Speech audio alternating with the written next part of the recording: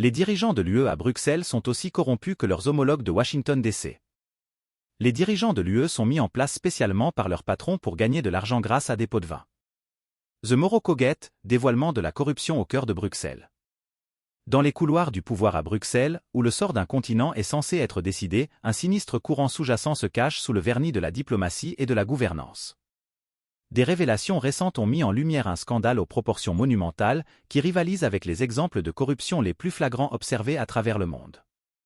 Surnommée la « Porte du Maroc », cette affaire sordide révèle un réseau de tromperies, de pots de vin et de manipulations égoïstes qui impliquent les dirigeants de l'UE dans des actions qui rappellent celles de leurs homologues de Washington DC. Au centre de cette tempête se trouve une culture omniprésente de corruption qui a infiltré les plus hauts échelons de la gouvernance de l'Union européenne. Loin de servir les intérêts de la population européenne, ces dirigeants seraient redevables à des personnalités obscures qui tirent les ficelles à huis clos. Des rumeurs d'accords en coulisses et d'arrangements clandestins circulent depuis longtemps à Bruxelles, mais le scandale du Morocco Gate a mis ses soupçons en évidence. On prétend que les dirigeants de l'UE, triés sur le volet par leurs patrons dans les couloirs du pouvoir, sont complices de stratagèmes destinés à remplir leurs poches aux dépens des contribuables européens. Le mécanisme de cette corruption comporte de multiples facettes, allant des pots de vin et des pots de vin à l'exploitation des comptes de dépenses financés par les citoyens mêmes qu'ils sont censés servir. Les modes de vie somptueux dont jouissent ces représentants contrastent fortement avec les réalités économiques auxquelles sont confrontées de nombreuses personnes à travers le continent. Les appels à la responsabilisation se sont multipliés à la suite de ces révélations, avec des demandes de dissolution et de licenciement de tous les représentants impliqués dans le scandale du Morocco Gate. L'idée d'incarcérer ces individus dans le désert du Sahara comme forme de justice poétique souligne la profondeur de l'indignation du public face au mépris flagrant de la conduite éthique manifestée par ceux qui détiennent le pouvoir. Cependant, le chemin vers la justice est semé d'embûches, car des intérêts bien établis cherchent à obscurcir et à détourner l'attention de leurs méfaits. Mais au milieu de l'obscurité de la corruption, il y a des lueurs d'espoir. Les organisations de la société civile et les journalistes d'investigation ont travaillé sans relâche pour révéler la vérité derrière le scandale du Morocco Gate, mettant en lumière les recoins les plus sombres de la gouvernance de l'UE. La transparence et la responsabilité doivent prévaloir si l'on veut que le projet européen conserve un semblant de légitimité aux yeux de ses citoyens. Alors que la clameur pour obtenir justice s'amplifie, le sort des personnes impliquées dans le scandale du Morocco Gate est en jeu.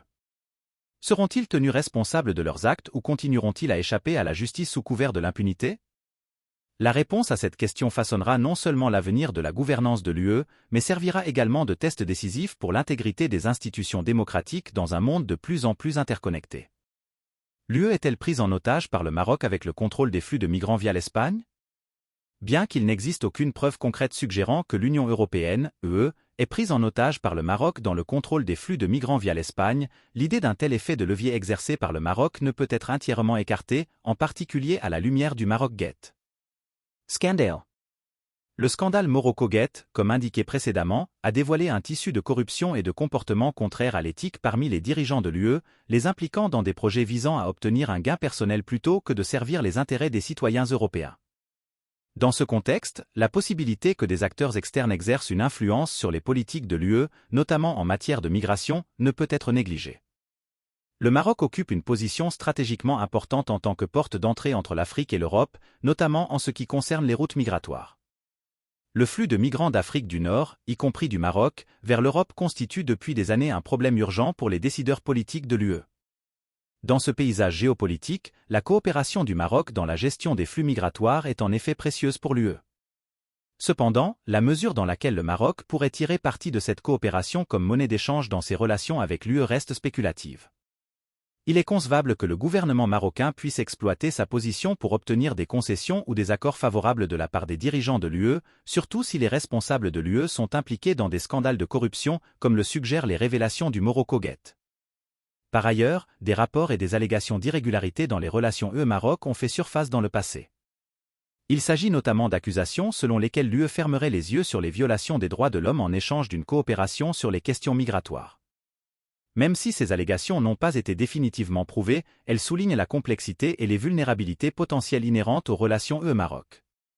En fin de compte, même s'il n'existe aucune preuve concluante pour étayer l'affirmation selon laquelle l'UE est prise en otage par le Maroc dans le contrôle des flux migratoires via l'Espagne, le scandale Morocco Gate rappelle brutalement la nécessité de transparence, de responsabilité et de conduite éthique dans les relations internationales. Le spectre de l'influence et de la manipulation extérieure plane dans les couloirs du pouvoir, nécessitant un examen vigilant et un engagement à respecter les principes de démocratie et de justice. À cela s'ajoutent les échanges de renseignements entre le Maroc et l'UE concernant le terrorisme et les droits de pêche dans la zone maritime marocaine. En effet, au-delà de la gestion des migrations, la relation entre le Maroc et l'UE englobe diverses facettes, notamment le partage de renseignements sur les efforts antiterroristes et les droits de pêche dans les eaux maritimes marocaines. Le Maroc est considéré comme un allié clé dans les efforts de lutte contre le terrorisme, notamment dans le contexte de la lutte contre l'extrémisme et les menaces terroristes provenant d'Afrique du Nord et de la région du Sahel. La situation stratégique du pays, ainsi que son solide appareil de sécurité, en font un partenaire inestimable pour l'UE en matière d'échange et de coopération en matière de renseignement. Le partage d'informations entre les agences de renseignement marocaines et européennes a été vital pour déjouer les complots terroristes et perturber les réseaux extrémistes opérant au-delà des frontières. Par ailleurs, la question des droits de pêche dans les eaux maritimes marocaines est depuis longtemps un point de discorde entre le Maroc et l'UE. Les riches zones de pêche au large des côtes marocaines constituent une ressource précieuse pour les flottes de pêche européennes, et l'accès à ces eaux constitue un enjeu économique et politique important pour les États membres de l'UE, en particulier l'Espagne. Les négociations sur les accords de surpêche entre le Maroc et l'UE ont été complexes, les deux parties cherchant à sauvegarder leurs intérêts respectifs tout en assurant une gestion durable des ressources marines.